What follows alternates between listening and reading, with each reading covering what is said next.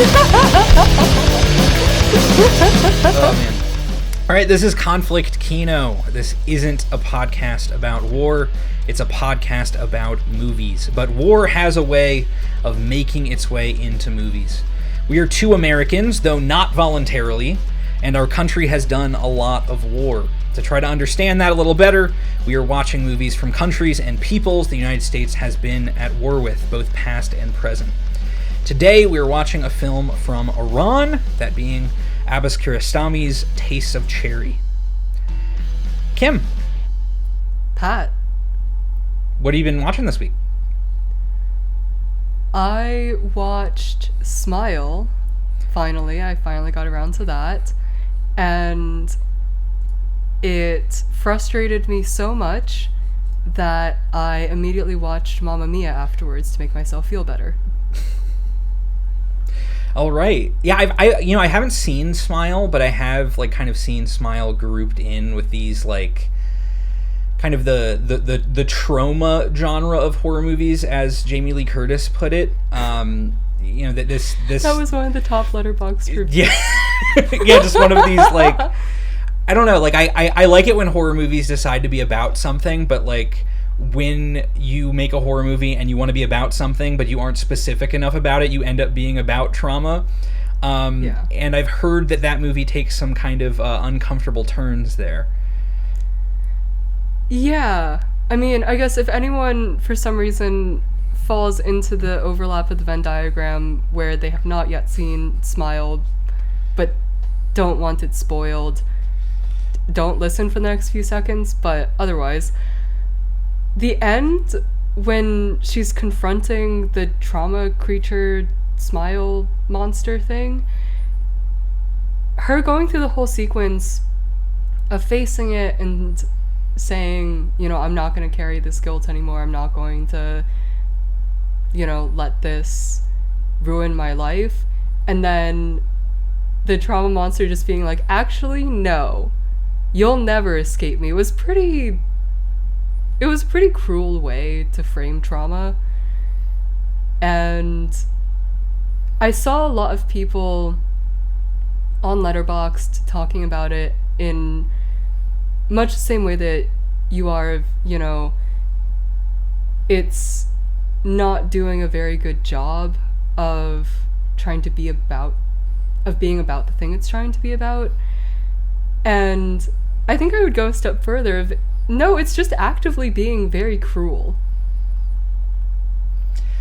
Yeah, I mean, on what it's trying to be about. It is, in some ways, like the film that we are about to talk about.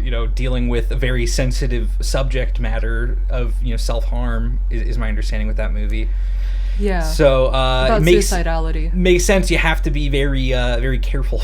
So I also watched a horror movie of kind of very loaded metaphor this week. One of the big new releases of the past couple of weeks, Weapons. Ooh. Which I feel generally positive on. I think that director is pretty great. I had me and my partner kind of watched through a lot of his movies ahead of that, being some of one of his Whitest Kids You Know. I think, people who don't know, the director of Weapons was part of the comedy troupe Whitest Kids You Know in many years prior. So he made this pivot from comedy to horror, which Weapons to a point is really makes that visible. It's a very comedic forward horror movie. But leading up to watching Weapons, we watched this film that he made with the Whitest Kids You Know called The Civil War on Drugs. And I loved that one. That was, Okay. Ultimately my favorite watch of the week, watching through that and Barbarian and Weapons. You rewatched Barbarian? I did rewatch Barbarian as well, which I do love Barbarian as well. I think Barbarian's really fun. And I think there is clearly a thing going on in both Barbarian and Weapons of being a part of this wave of this is a horror movie with a central metaphor that it's kind of built around. And Barbarian is very, very clear in a lot of there's just not much going on in the movie. If you have fewer kind of locations, you have fewer characters, it's easier to kind of have a very tight thing. And that being this very clear feminist story, this clear discussion of the past horrors of abusive men that continue into the present, and the fact we're kind of built on top of those horrors. I feel like what that director's got going on in Barbarian, very clean in a lot of ways. It's very, very easy to follow. Weapons is messier, messier in the way that like his central kind of structural inspiration seems to be Magnolia, which like is like this Rashomon effect kind of movie where there's just like 10 different perspectives on the same kind of interconnected story, and that was less exciting to me, I think, in some ways. Like just the way that Barbarian has this twist in perspective halfway through, and it does it twice really in Barbarian. Mm-hmm. It kept it very exciting, whereas you start off and like the first perspective you get in Weapons, it gives you like the name of the character as like a title card, and it's like, oh, okay, this movie is going to be episodic, and that from the beginning. Whereas like Barbarian, you didn't have that immediate expectation. Honestly, I remember watching Barbarian on whatever streaming service and thinking that something had fucked up, and it just skipped and gone next. Yeah, and like that shocking thing is so fun. Mm-hmm. Whereas like, and it's still fun whenever Weapons does it. It's just like it's not as like big and impactful because it's coming. Mm-hmm. It's happening a bunch of times, not just happening like the twice. But yeah, I mean, like the central metaphor thing is so interesting, just because like I think before seeing Weapons, I would say like I typically kind of have a problem when like either movies try to pretend they can be about nothing, or they're just like, I don't know, about something and fail. So in the case of say Smile, like Smile is a movie that's clearly trying to be about something very specific and failing, mm-hmm. In this like central horror metaphor. And Weapons, I feel like does fail. Like I don't think its central metaphor is great, and yet I love the movie. So it was kind of like a little bit of cognitive dissonance for myself of being like, wait, this is like fun enough that I am willing to look past a lot of its flaws. Okay. Like it is like, and this is not really a spoiler because I think like most people kind of assumed from the name even that's like, oh, this is like a big metaphor for like the fallout of a mass shooting at a school. And that's like kind of it, but then it's also like has these like baked in metaphors about the impacts of substance abuse, which is like in some ways actually takes up more of the runtime of the movie. Like one of the characters is essentially like a junkie, mm-hmm. and we get like his perspective, which is like, again, like no spoilers. I found that very like interesting. Neither of these things worked for me as like a central metaphor that tied the whole movie together or anything. But I was like, oh, okay, that's a neat little thought that he put in this movie. In the same way that like the fact it has, well, I guess I won't say that the last part because that is kind of a spoiler. About there are certain later twists that I find more fun. Okay. That are not related in direct ways to these two metaphors, kind of. Okay. So yeah, I don't know. Weapons. In all fairness, I also followed up Smile with a flawed film that I find fun enough that I will look past its flaws. Love it. Mamma Mia. I not gonna lie, I am like a diehard defender of Mamma Mia 2, Here We Go Again, much more than I am the first one. Mamma Mia 2. But Mamma Mia 1, I understand people's love and admiration and comfort that they see in that movie. I struggle with Pierce Brosnan. I'll be honest. I know that's kind of the basic opinion to have about that movie, in the same way that like people struggle with Russell Crowe in that Les Mis adaptation. But yeah, Pierce Brosnan, they really gave him the most prominent singing role of the movie, and not really prepared for it, I would say. I was so worried that you were gonna say that you struggled with Pierce Brosnan's presence in the film because he had done something horrible. Oh, I So mean, this was such a relief. I mean, on topic was for our just the pod, same. he was in some of the most imperialistic of James Bond movies.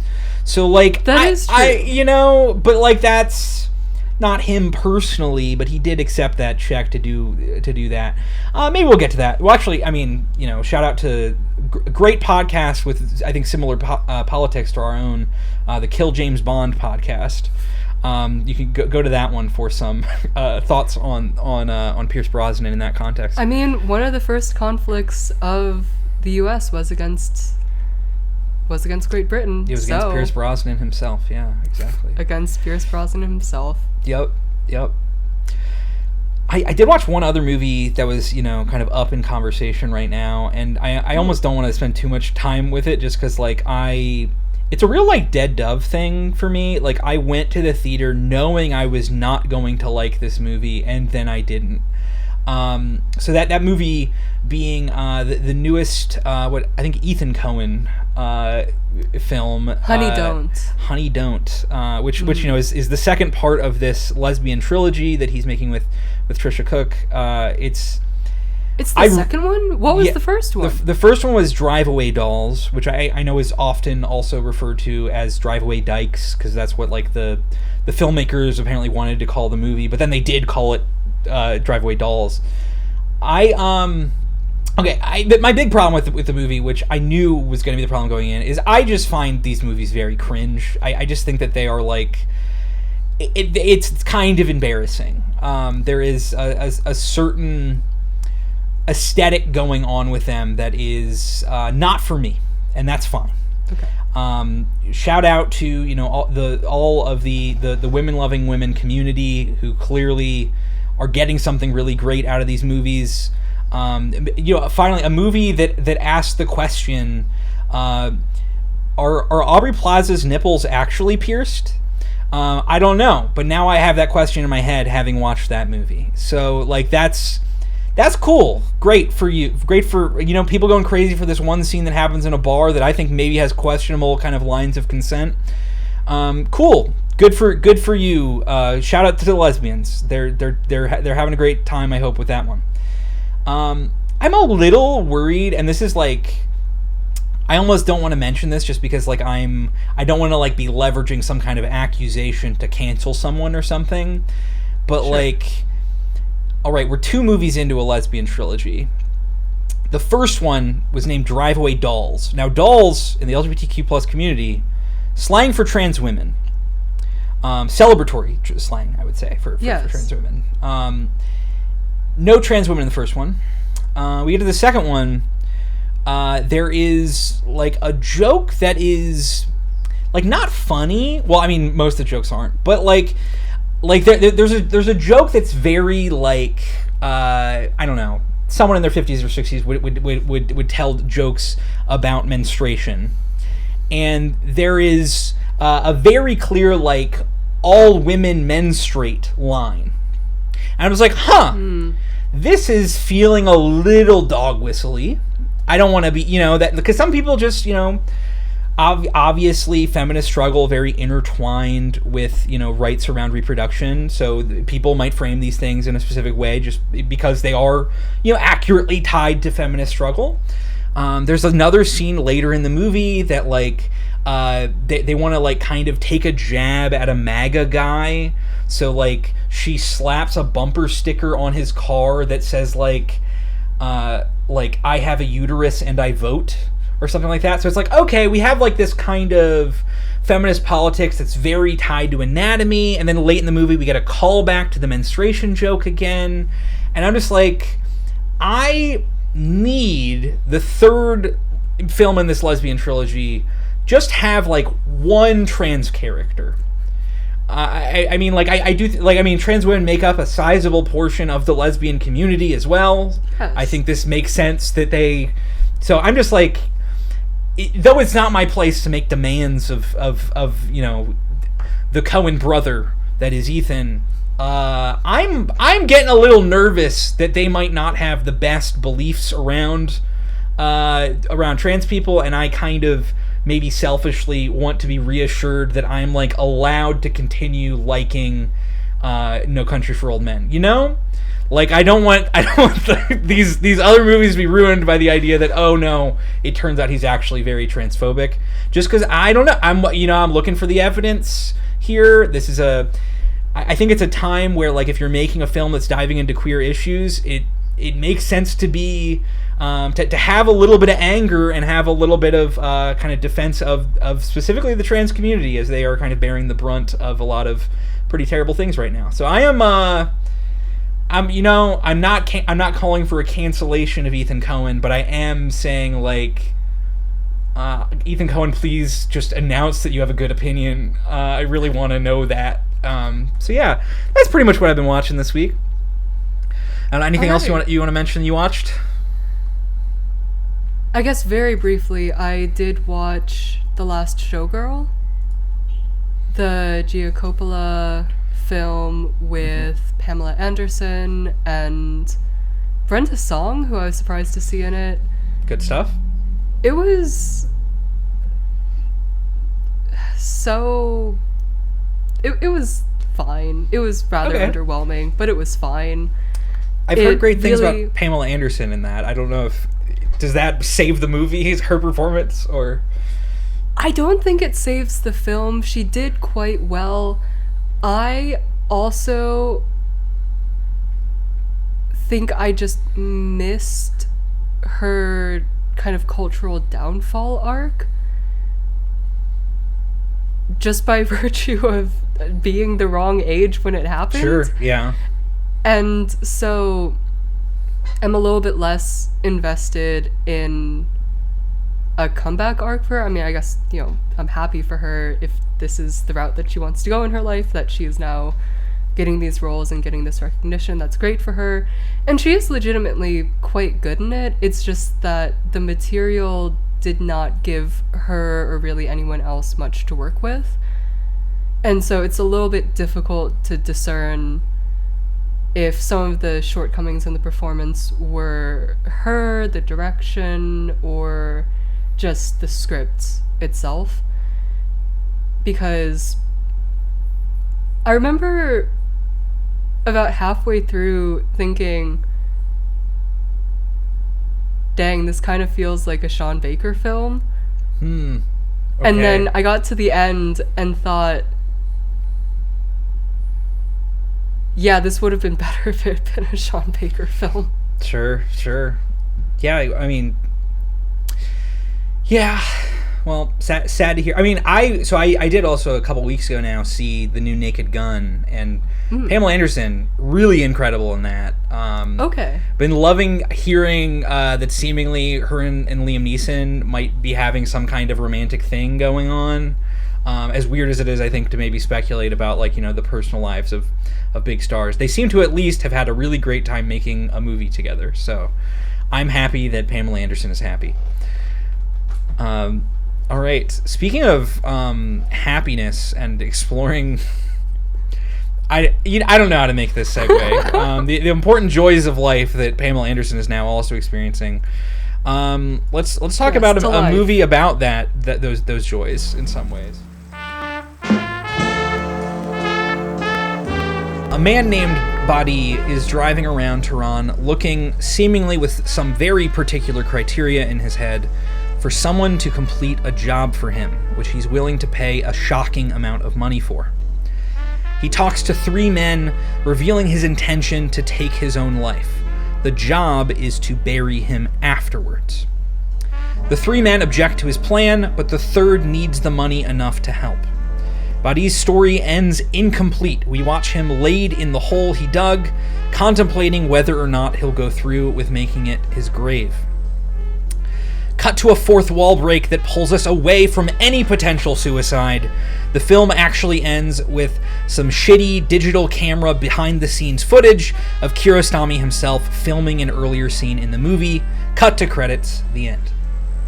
Abbas Kiarostami's Taste of Cherry. All right, so following from, I guess, the format of many a film podcast before us, We're just bringing up some important points that we felt while watching the movie. Kim, do you want to lead us off? Yeah, I mean, so for the viewers at home, some additional context. I had never seen this film before, and when we watched it about a week ago now, together, you were jazzed by that fact. I was. Yes, because you had seen it once before, right? Mm-hmm. Yep. Yeah, I watched it like maybe 2 years ago. Which, yeah, I mean, I think the beginning of the film plays very differently if you know what the movie's about.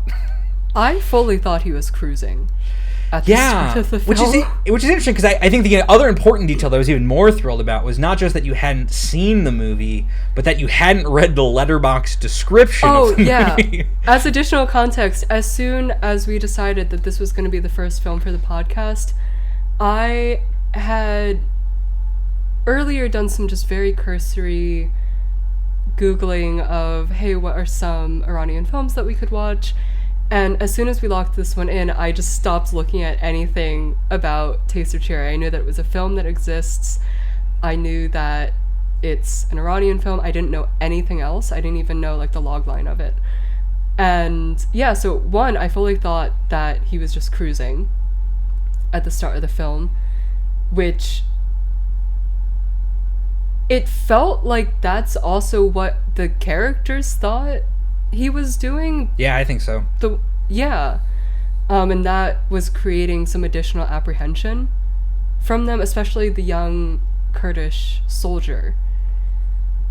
But I also remember when we were getting to the end of the drive with the Kurdish soldier,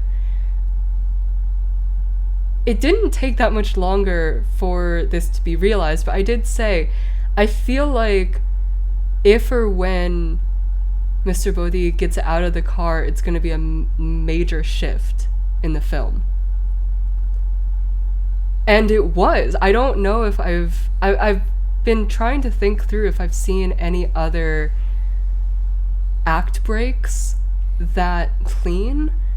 And maybe, honestly, I mean, Barbarian also, as we discussed earlier, had a very clean act break, but that was done in a very different way. Mm-hmm. And so to have one that stayed in the scene but was also so clearly like, okay, we've moved on to the next bit of the film, was just really wonderfully crafted, and it was followed through on the cinematography and editing level just so beautifully through the rest of the film. I think I also made the remark later on that I don't know if this was as prevalent in the first parts of the film, but especially in the final third, there were so many shots that I thought were still shots of characters moving through the space within the frame, and then they get to the edge or the corner, and then the camera starts moving with them. And I'm so obsessed with that movement. Every single time it happened, I really loved that. And I think it worked really well to complement the ending of the film. Yeah, I think there's definitely like a simplicity here that I don't know. I guess maybe in some ways, to bring back the Barbarian comparison, like the fact there are kind of so few elements here, like that for the most part, it's one man in his car the whole movie. He meets. There are technically a couple extra characters, but he has 3 long conversations, and that's the movie. I think like ends up really drawing attention to those like really small stylistic things, like just the slight pan of a camera that completely like it feels bigger than it is in a way that's really beautiful. So that one scene though, the I guess end of Act 1 break, where it's revealed that this is what the job is. So he's already been trying to pick up a bunch of people to take up this job, and he ultimately picks up this soldier, drives him off to the location where he's dug this hole, and gets out of the car and ultimately explains what his task is. Like, that whole scene, I was just constantly thinking about Paul Schrader, which is very, typical for me in many ways. Yes. Paul Schrader, I read his book like last year about transcendental style on film, and which I think that book came out in like the 70s or something. It was like, basically he was a grad student and then he decided to kind of flee grad school and go actually be a filmmaker. But he had published like this one major academic work on his way out, that being Transcendental Style in Film, mostly about like Dreyer, Ozu, and a third French guy who I forgot for some reason. So in that book, he lays out like this very clear kind of structure for like how does a director achieve transcendence, this like feeling of kind of the like the spiritual, the presence of the spiritual, and the fact that he's kind of looking at this across cultures where, like the spiritual does not explicitly just mean like the Christian God or something like that. Yeah. And in this, like that one scene, it's like a perfect textbook recreation of exactly what Paul Schrader says to do. So for him, creating this transcendental style normally comes in 3 parts. There's this, first you start with the everyday. You have to establish mundanity. You have to establish, like, we are present in the real world through mundane action. And that is, like, basically the first, like, 25 minutes is just him driving around in a car. There are a lot of repetitive shots where you constantly are seeing, for the most part, like, and this is true for a lot of the film, you see body from the side. It's like the camera's in the passenger seat of the car. And the reason for that is because apparently Kiarostami was sitting in the passenger seat of the car with the camera. Like, a lot of those scenes were filmed without the other actors even present. But you establish like this really mundane, very slow, for a lot of people, very boring kind of, we're just driving. We are in real life. And then you reach the second stage, which is like at that moment that he has to reveal the truth.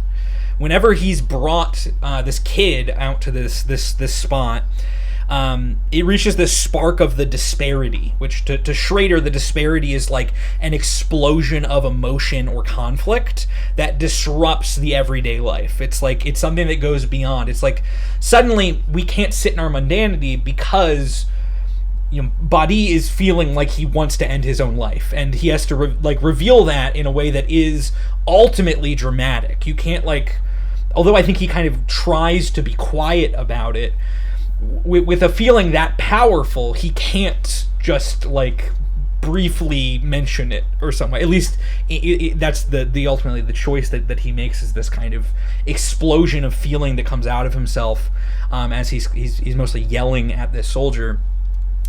And then the thing that happens after that disparity, after that explosion of feeling to Schrader, which we see in this film, is stasis. You return to the everyday, but now the everyday has been transformed by the disparity. So the everyday is still mundane, but now it's kind of stylized. It's kind of like you've changed in perspective, you have change in what is the subject of the frame.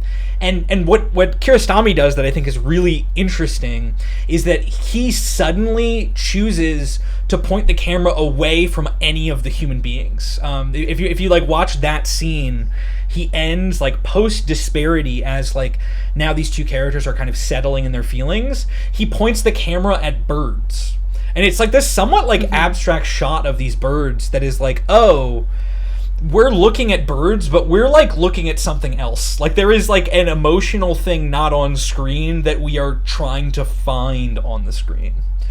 And I'm obsessed with that. I think he does a lot of things similar to that later in the film. There's a lot of kind of cycles of oh shit, now I have to introduce the fact I want to kill myself to this new person. And in some ways he becomes better at it. He becomes less dramatic. But that first one is the one that's so extremely clear to me, as this is structurally perfect. In a way that I just love Kiarostami. Great work on Kiarostami's part. Yeah. So I have, not to just conquer the conversation here.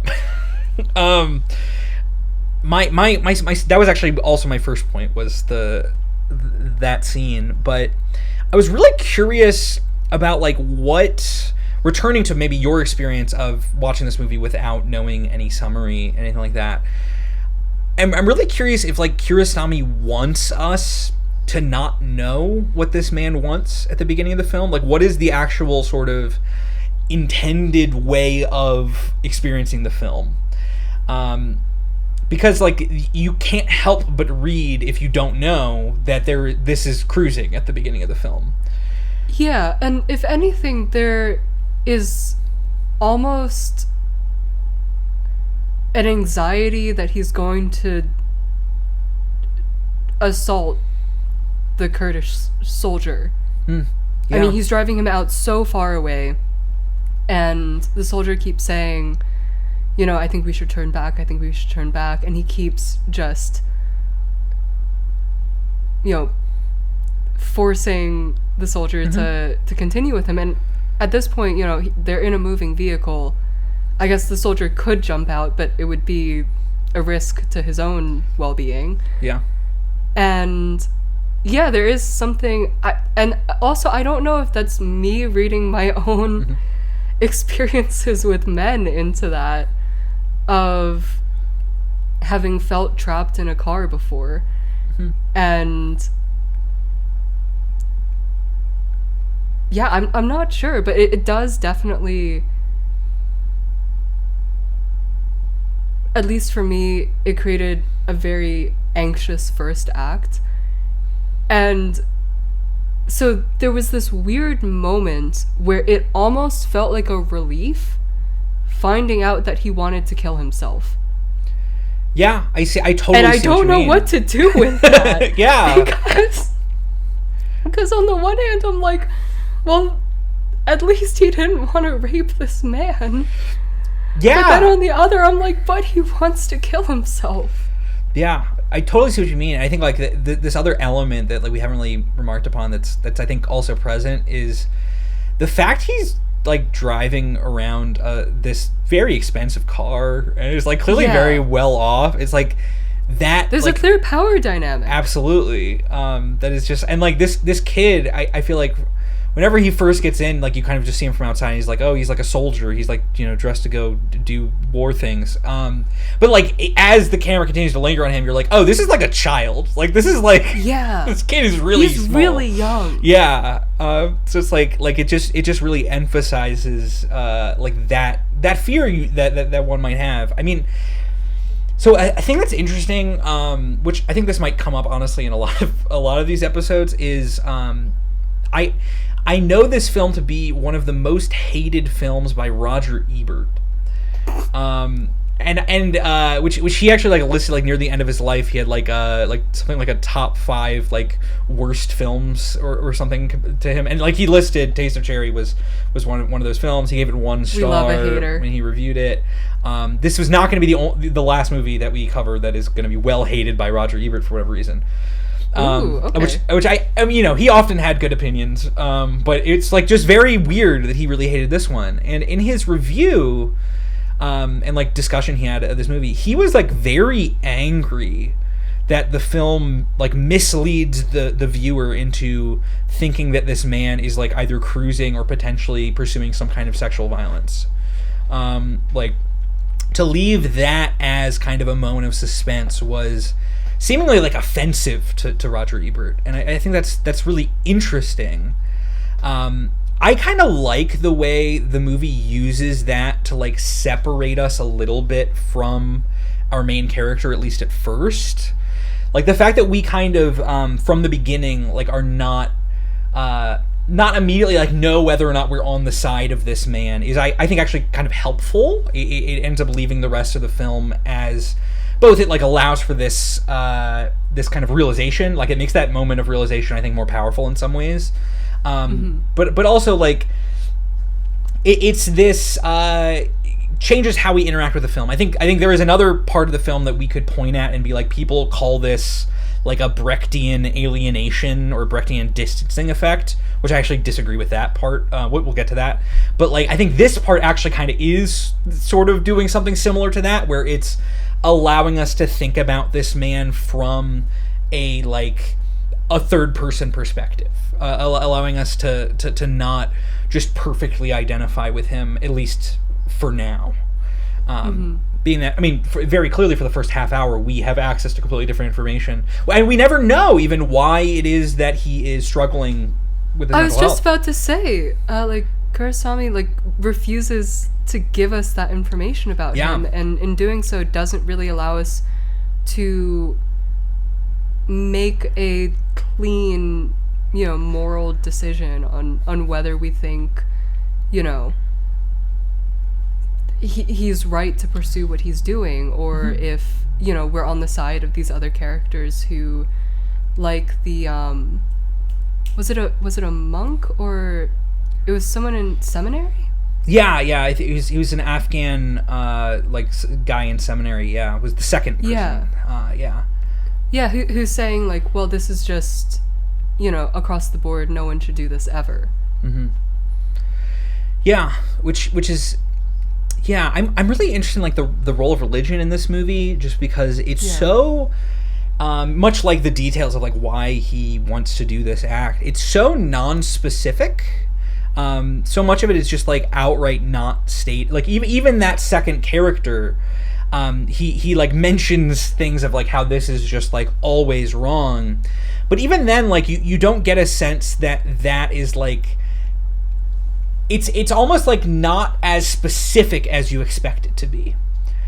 It's not like he's deliberately sort of drawing attention to there is a Muslim specific kind of rejection of suicide. It's there is a spiritual rejection of suicide, and that is in some ways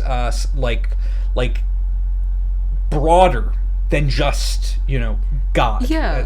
Yeah, I mean, for context, I was raised Catholic, and a priest would tell you, again, in very, very broad terms, something kind of similar. If there is just at its core, if you commit suicide, that is a spiritual wrong. Yeah, and it's just, I guess, so maybe parts of this also relate to some, not issues with this movie's production, but I know context of its production is making a film within Iran at this time did come with certain kind of risks of censorship. So maybe some of this lack of specificity is actually to avoid taboo, just because if you're making a film that is explicitly maybe even critical of a religion that the state wants people to not be critical of, which that could be a challenge. So instead there's this kind of abstraction. But anyway, I guess next up, you're up, Kim. Oh, okay. I guess one of the other things, and we talked about this a little bit when we were watching, I don't know if I've ever seen dirt shot more beautifully than in this film. And especially the shots of dirt falling. And I think I made some kind of remark of damn, all this dirt falling and none of it will fall on Bodhi.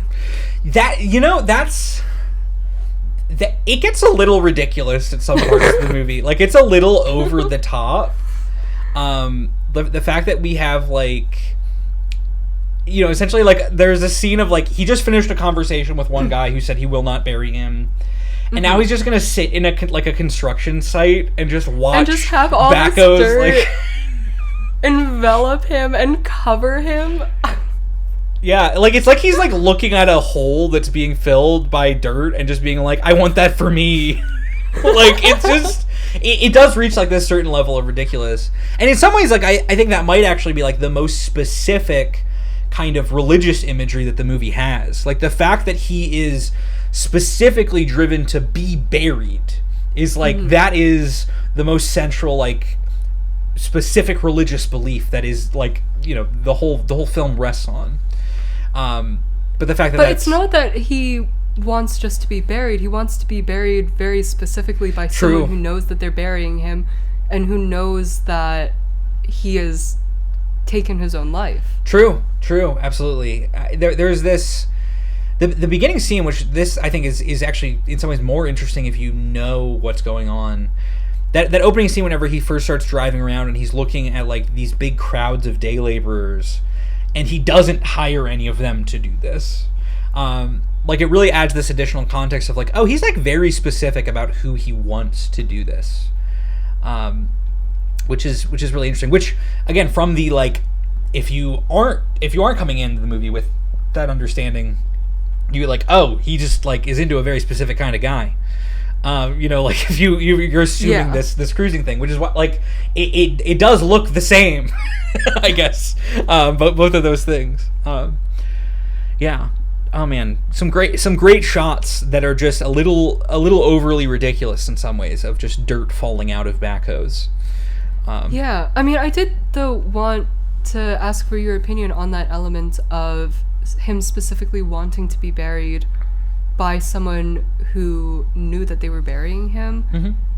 I guess knew that they were burying him, one, and then two, that they were burying someone who took their own life. Yeah, I think it's interesting just because of the figures that he ends up picking out. It's clear that he wants, like, an authority to affirm him. At least how I feel. There is, like, this broader context of this that, like, there are likely specific beliefs about burial that I am not very familiar with as someone who's just, like, not very well versed in Islam. So, like, there's maybe some motivation that is, like, he needs this context for religious reasons. But if you look at, like, the three figures he chooses, three people he talks to, there's this man who's, basically a kid who is in the military, who is, like, specifically also reminding him of himself. Like, he sees a lot of himself in this kid who's in the military, being that he's reminded of his own military service. And, like, that being apparently, like, some of the best times of his life, which also, like, whenever he said military service some of the best time of his life, I'm just like, that's gay as hell. What are you doing? But, like, like, that's, again, like, it's continuing that reading that, I'm just like, oh my god, I loved the movie Beau Travail. But yeah, like, so there's, like, there's something to, like, that character. He like, if that man had chosen to bury him, he would feel a kind of affirmation either from his past self or this, like, aspect that he respects of the military. The fact that this Afghani man is a religious figure, like, then represents that kind of religious affirmation. And then the third man, that clearly, like, he's having to stretch what his sort of acceptance criteria is. He's a taxidermist, which is, like, not a particularly, like, as far as I know, kind of prestigious career, not necessarily, like, a kind of guy that he is going to, like, feel a lot of, like, respect from being affirmed by.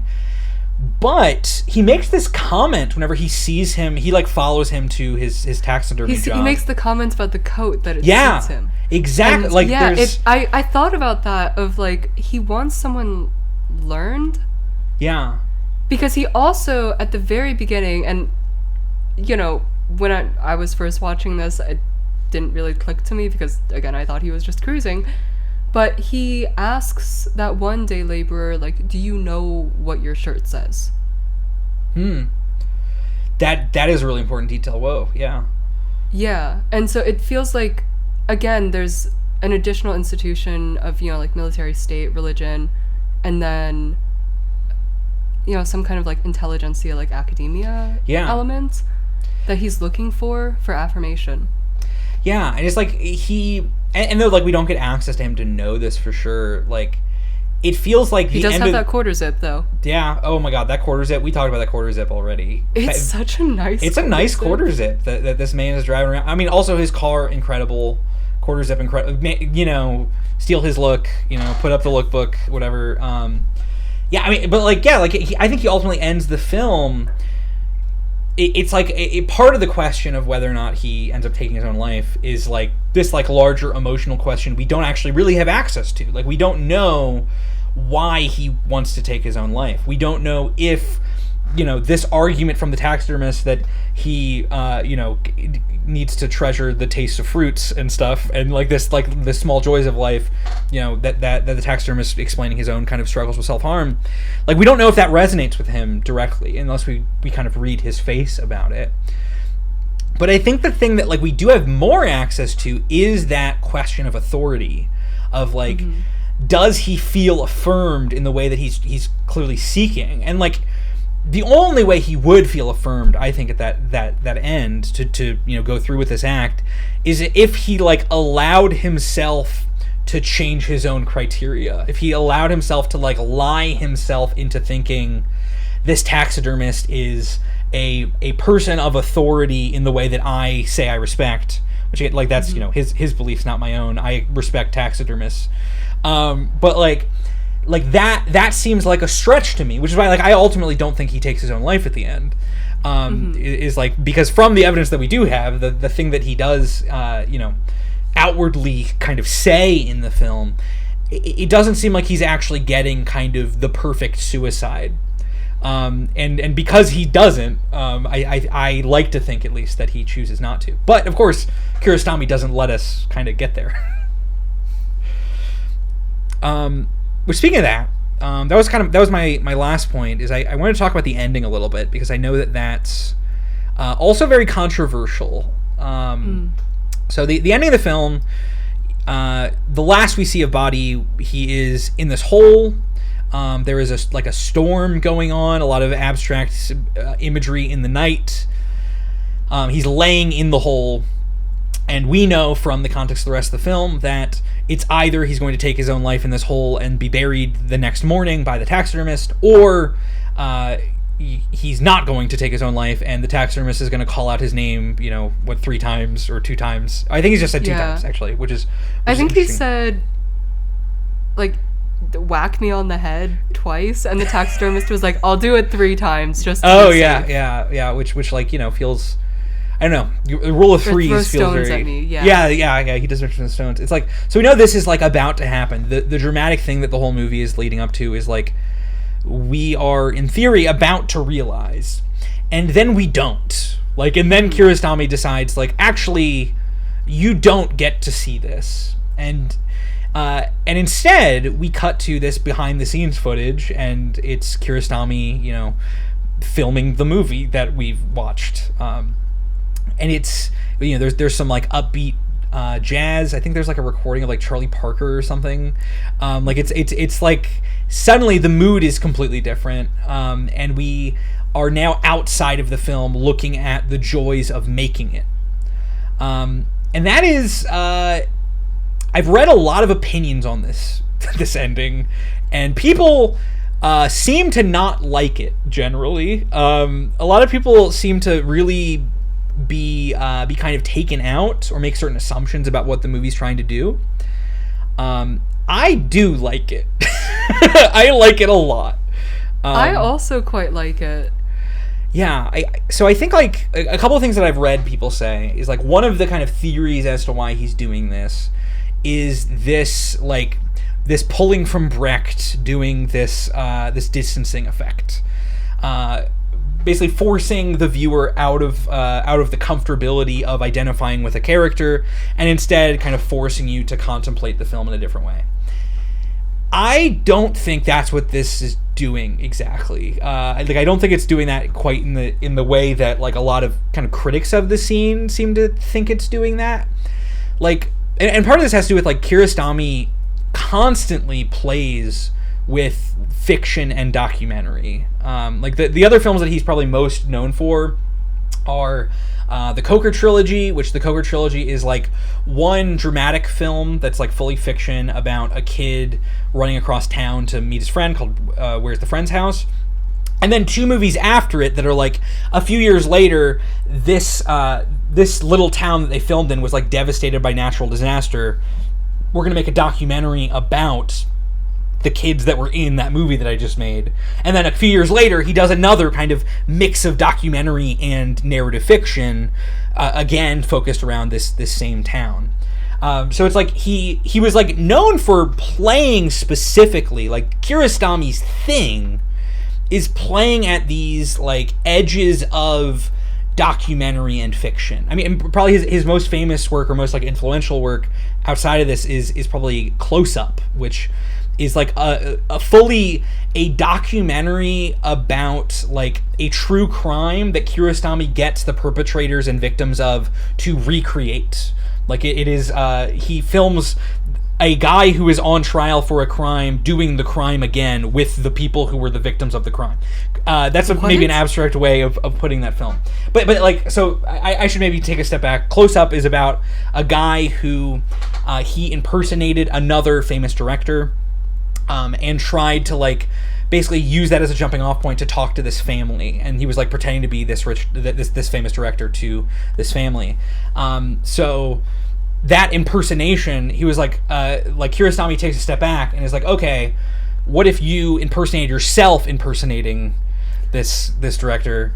And like by the end of the movie, that the actual director that he was impersonating is in the movie, which isn't like much of a spoiler to the point it's like the banner image on the Close-Ups page. But like the point is though, is like the kinds of artistic conversations that Kiarostami is like primarily interested in a lot of his major work is this seam between fiction and reality.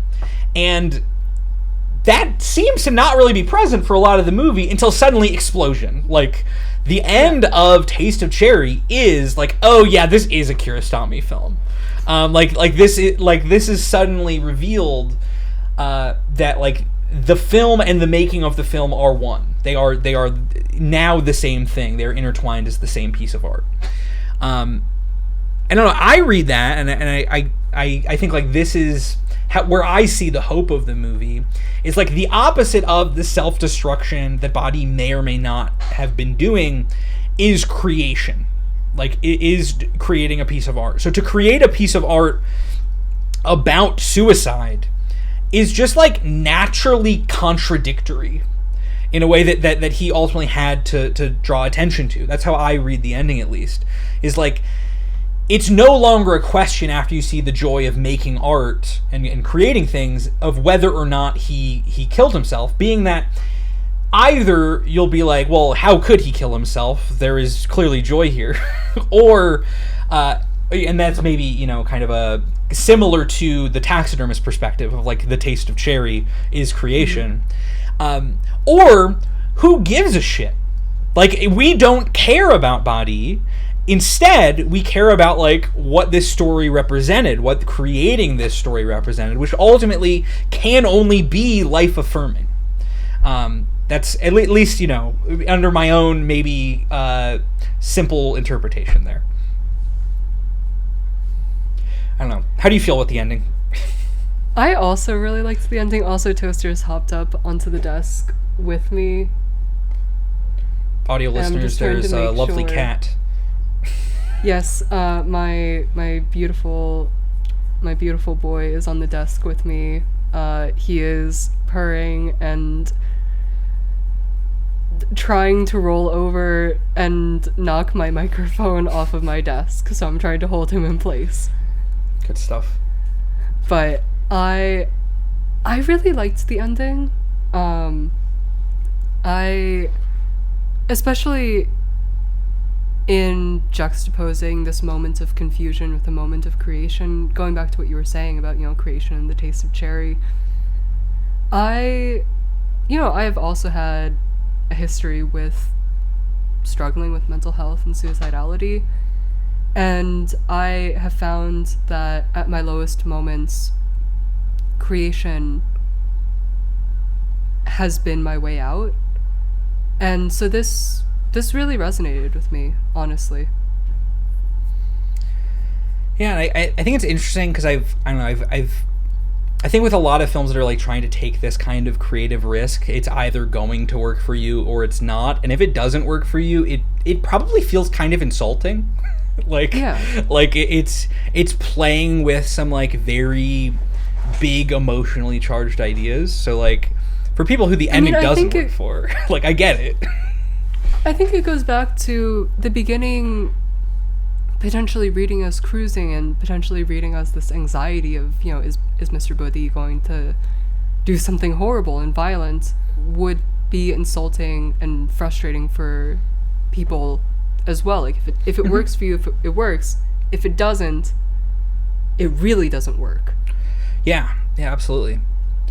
All right, let's see. I'm checking my notes for any smaller points here. I wanted to make sure we mentioned that Range Rover, very beautiful. Shout out to cars. The quarter zip as well. One of the great cars of cinema, I would say. Truly, but also I did want to mention, and we talked about this briefly while we were watching the film. Okay, Toaster, I think desk time needs to be over, unfortunately. I'm sorry. The moment when his car gets stuck, kind of partway off the road, and then the other workers have to come and rescue him, was so funny.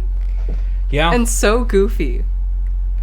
Yeah, the way they're like taunting him, like it turned it into just almost this like comedy of errors moment of like, dang, this guy can't even kill himself, he can't even keep his car on the road. Poor guy.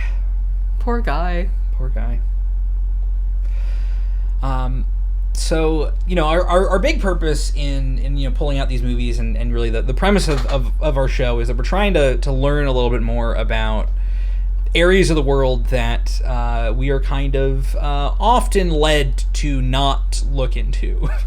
That being countries that the United States is at war with. Overwhelmingly, Iran is a country that Americans have pretty negative opinions of.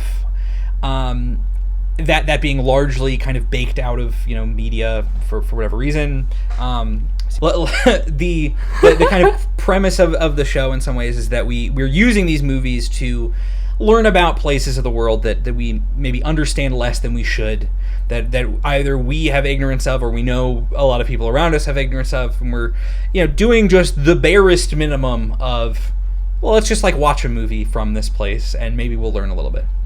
So I wanted to use this as a jumping off point to talk a little bit about conflict between the U.S. and Iran, because I think that is an interesting subject and is related to this movie in some weird and indirect and on the periphery ways. So my goal of this is not to give like a one-to-one perfect kind of narrative and analysis of like current geopolitical situations. Just want us to explore some things that are maybe a little interesting. So I for each of these episodes, we're going to try to basically summarize in big terms the relationship between our own country and the country that is the setting of the film. So in trying to understand the history of the United States and Iran together, there was this big question that I had, which is like, where do we start that history? Because I think, as we've often seen in like discussions of conflict, stories can be told very differently depending on when we decide the conflict began. Yes. So I decided that we should start when history may as well have started, which is just immediately after World War II. We're just just after a lot of U.S. social studies classes cut off. Yeah, exactly. This is like an era that I learned very little about in high school and middle school and stuff. So like, why not? Let's start there. What happened between the U.S. and Iran back then? So, for most of the 20th century, Iran and the United States were basically very good buds. They were very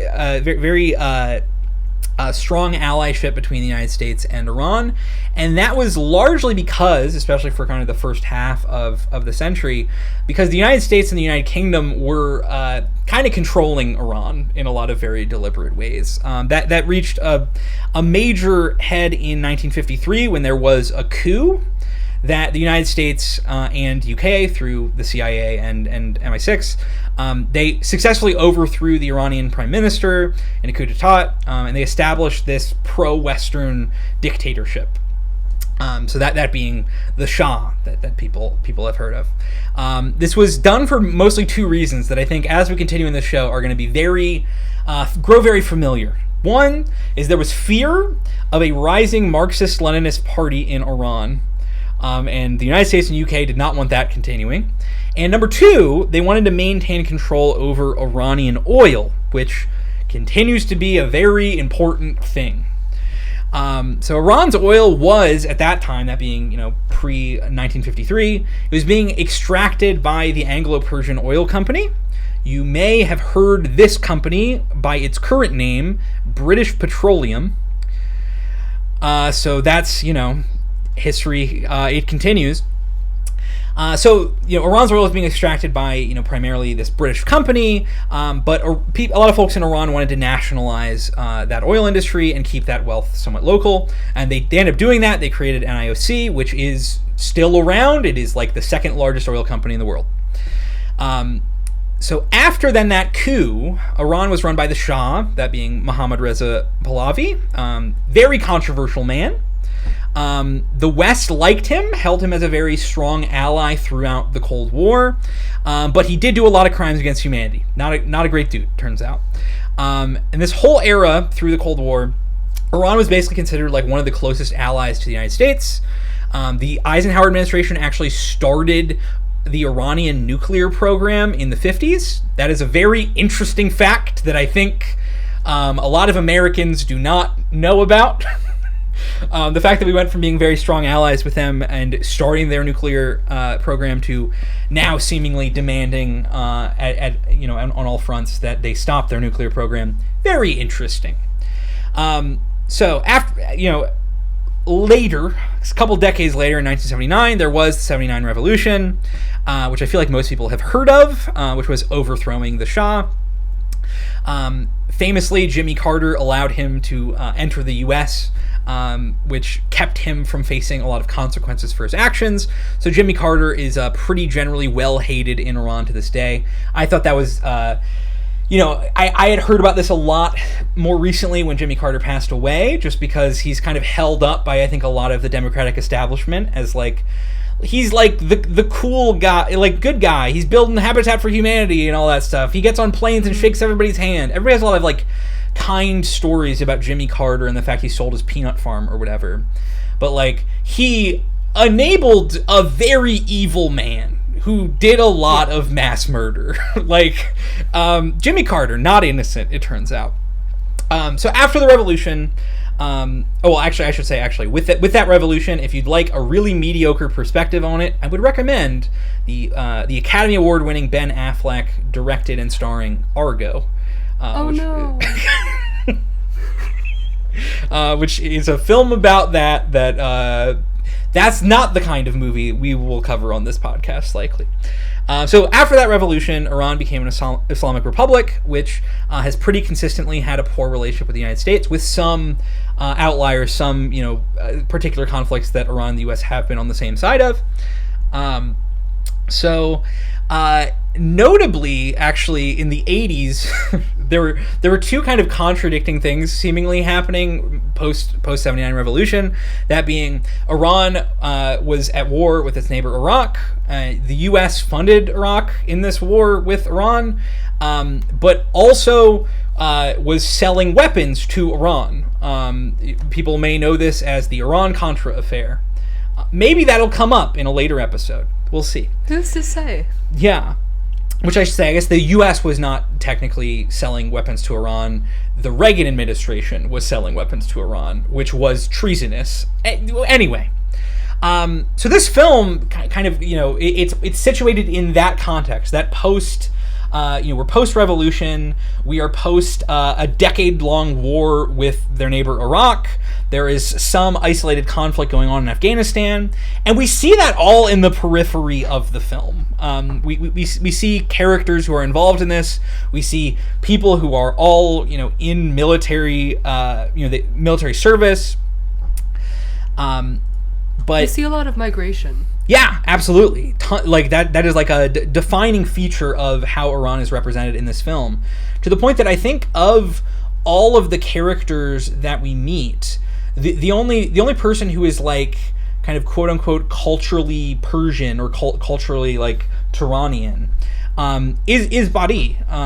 Maybe I think the taxidermist. I'm actually not sure if he was a migrant, but was he Turkish? Oh, maybe he was. Now this is a great time for someone to check Wikipedia. Maybe editing me will pop in on that one. editing Pat here coming from the future.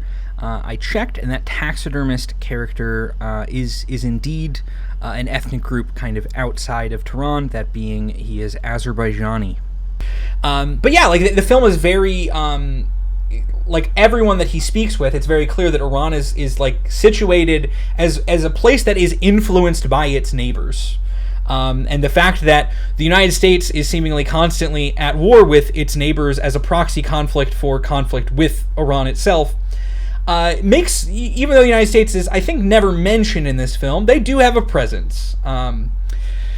So in the 90s, we're kind of in between the major conflicts that I feel like people tend to know about with Iran, being we're after Iran-Iraq war, and we are prior to, United States coming back post 9/11 to do all of the things that it did to Iran's neighbors. But there was notably one major military conflict that Iran was going through in the 90s, which technically the United States is sort of attached to, that being Iran was fighting to suppress Kurdish independence efforts, which seems to appear in the film in some ways, which I think is very interesting, which, historically the United States has kind of selectively supported the Kurds, though that support has been inconsistent depending on the conflict, especially due to like their relationship with Turkey, which the United States loves Turkey. Anyway, that is my attempt at clarifying the state of the geopolitical world of Iran in the context of 1996. So my question to you, Kim, is what does this film say about this conflict, and what can we learn from it? I think you did reach one of the points already. That being like the fact that Iranian culture, as represented in the film, is defined by this reaching across borders. This fact that people are moving. Movement is human. Yes. That migration is. Well, I think migration is human, but in this case, migration has also been caused by war. Absolutely. And that there is something beautiful to be found in these interactions. Like, each one of the conversations is quite meaningful, and you do come to a different conclusion through each one of, starting to both understand Bodhi a little bit more, but also understand why various people might think that he shouldn't follow through on this. Mm-hmm. And I think for me, probably for a lot of other people, the taxidermist is likely going to be the most resonant. He's certainly the most poetic in how he articulates himself. But you don't get those different perspectives unless you are talking to a wide variety of people from a wide variety of backgrounds. And there can be beauty in that, but unfortunately in this case, it is sort of the silver lining of this migration and displacement caused by the violence of war. Absolutely. Yeah, which I think, like, a thing that I actually was doing, like, a lot of Googling on, because the soldier we see in the first part, he is described in like anywhere that anyone like summarizes the movie, or like just tries to make criticism about this character. He is just referred to as like a Kurdish soldier, and I was like, that can we take that apart a little bit? Because like that would suggest to me, if the phrase a Kurdish soldier, primarily it's like, so like he fights for like for the Kurdish nation that does not, or the Kurdish state, I should say, that does not yet, formally exist. Mm-hmm. And it's like, that is not what he is. I mean, I think towards that end, like the way that, I think particularly in the United States, we are so bad at separating out like nationality from ethnicity. Yeah. And I think, we're already really bad at that. This film is just, like, if you're already bad at that, you're gonna have a rough time watching this. Yeah. Which I mean, like, so, like, it got to the point that, like, while I was Googling, I'm just like, did he somehow pick up a soldier from, like, a Kurdish resistance group? What is going on here? And it's like, I was, like, looking, it's like, no, the logo on his hat, that is, like, the Iranian Imperial Army. Like, he is fully, like, like fighting for the Iranian state. Which he even says that. Yeah, which is, like, it's funny that I had to, like, double check and triple check, because it's like everyone who talks about this movie is just like the Kurdish soldier, and it's like that's a loaded thing, which you know, yeah, I think it's so interesting how, like, subtextual that is. We don't see that the internal conflict that guy probably has, but it is such a deliberate choice that this man is Kurdish. Like, that this man is, like, in some ways, naturally placed in internal conflict over his own ethnicity. The fact that, like, the Iranian state, you know, makes a very clear point in resisting any Kurdish independence that he might ethnically want. We don't see that at all. We don't know what his opinions on that are. But, I mean, this kind of comes back to the fact that Bodhi has money, and that's what also differentiates him from all of the men that he picks up. Yeah. And all of these men are men who have, to some degree or another, been displaced or are, like, in the process of migration and are, you know, a little bit more vulnerable because of it, a little bit more financially unstable because of it. And, you know, for these men, the money that he's offering them to do something that, you know, potentially frightens them, potentially goes against their morals, that's a difficult thing for them to have to face and to have to make a decision about. Absolutely. Yeah. Well, I think we answered the big question. I think we learned some stuff from this film. I appreciate having watched it in this context. I'm also glad that we watched it. I'm glad that I cold watched it. Good stuff. So I was looking into a little bit kind of how this film was received. How is it that and I think this is an important point of contrast, especially in some later films. Like, how did the, like, quote unquote the West, or the Imperial Corps as we often refer to it, how did we react to the film, if we are to group ourselves in that, versus, like, how was this received, say, in Iran itself, in the culture that it was birthed out of? And I've gotten the impression from reading about it that this was, one, like, a tremendous critical success in, quote unquote, the West, in the Imperial Corps, and marked, like, this really important point in Iranian film kind of going global, I guess.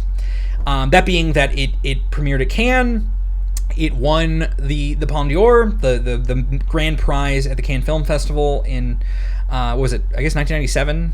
I think I said 96 earlier. So. And, like, that represented this, like, major, you know, achievement for Iranian film in general, as you know, winning Cannes for a lot of countries has represented.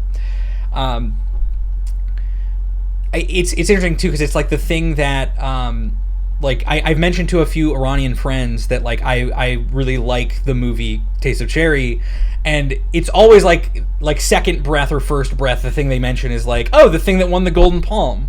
Like, it's just, like, it's clearly, like, there is, like, also this feeling of pride, maybe, but clearly, like, that award meant something, and I think continues to mean something in terms of how this film was represented across the world. I think it actually shared the Golden Palm, which is also weird, and maybe has to do with the complex sort of politics of how Cannes tends to work. Sometimes the Golden Palm is shared across several films. I believe this and the film The Eel share the Golden Palm for that year, if I'm remembering correctly. Okay. Interesting. So a thing that I did find that was really interesting, though, is that this film almost didn't make it to Cannes. It was like, it was submitted completely last minute due to a lot of kind of dragging feet efforts of the Iranian government. The subject matter of the film, even if we are to, like, assume that maybe certain things were toned down because of anticipating this kind of censorship. Still, the case of dealing with kind of religious perspectives on suicide was considered like taboo enough that maybe this film shouldn't have been released, according to certain folks. But ultimately, it made it through those censors kind of just in time to become like an international phenomenon. So glad it did. Yes. Glad that it continues to represent what it does represent. All right. Any other final thoughts on Taste of Cherry?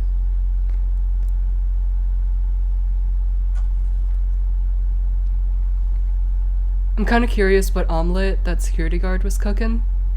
That is a great question. Not a lot of, for being a film called Taste of Cherry, there wasn't a lot of food. Not a lot of food in this one. No, it's mostly dirt. More like look of dirt. Am I right? A lot of dirt in this one. All right. A lot of dirt. A lot of cars. Or I guess rather a lot of one specific car. A lot of one specific car, which I think, like, I was thinking about this, like, if I was to rank, like, the best cinematic car, which I don't really know anything about cars. I want to be totally real here. My top three. I would say number 3, that van from Perfect Days that the guy's driving around as he goes and cleans toilets and stuff. Beautiful van. Yeah. Love it. Great van. Number 2, I would say this car. This incredible Range Rover that Buddy is driving around. Very beautiful, very kind of rugged, but also classy at the same time. Looks great on film. Number 1, that red car from oh my, dang, you're challenging my entire hierarchy. The hierarchy of the car cinematic universe is being changed. See, that's where I thought you were going when you said red. Ka-chow. No, I meant the red car from Drive My Car. No. Which is very different, I think, than well, I mean, Lightning McQueen's pretty good though. Drive My Car. Cars crossover. Cars crossover. It can happen. All right. So Kim, what are we watching next week or next episode? Next episode, we will be watching and diving into Alex Cox's 1987 film Walker.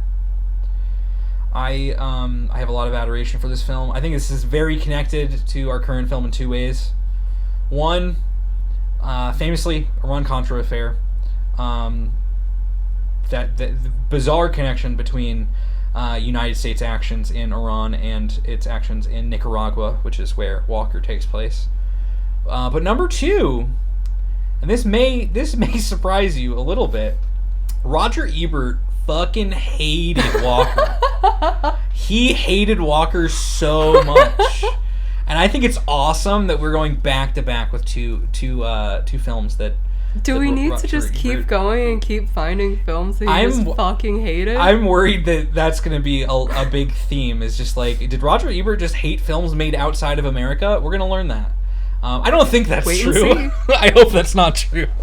I hope not. He seemed to have been a very kind man with a lot of mostly good opinions, but he was wrong about at least 2 films, I'd say. So looking forward to that. At least 2. Allegedly, maybe more. Maybe more. I guess before we head out, if you want to check us out on our socials, I've got a Letterboxd. I'm Pat Healy on Letterboxd. I think my Letterboxd tag is technically Patappa. It's like Parappa the Rapper, but with a T and without the rapper. Where can they find you, Kim? I am also on Letterboxd. I am at Kim Lipso. It's Kim, like my name, and then the last part of Calypso. Love it. We'll put that on the screen and in the episode notes. And if you have found that, for example, we said something about international conflict that was deeply offensive, and you want us to learn a little bit, because we are all about learning here, feel free to send those messages or anything else you might want to say about the films that we're watching to conflictkino@gmail.com. That can be either a brief text message or a voicemail if you'd like, and we'll talk about it on the show. All right. Well, all right. We need to sign off. No war but class war. No war but class war.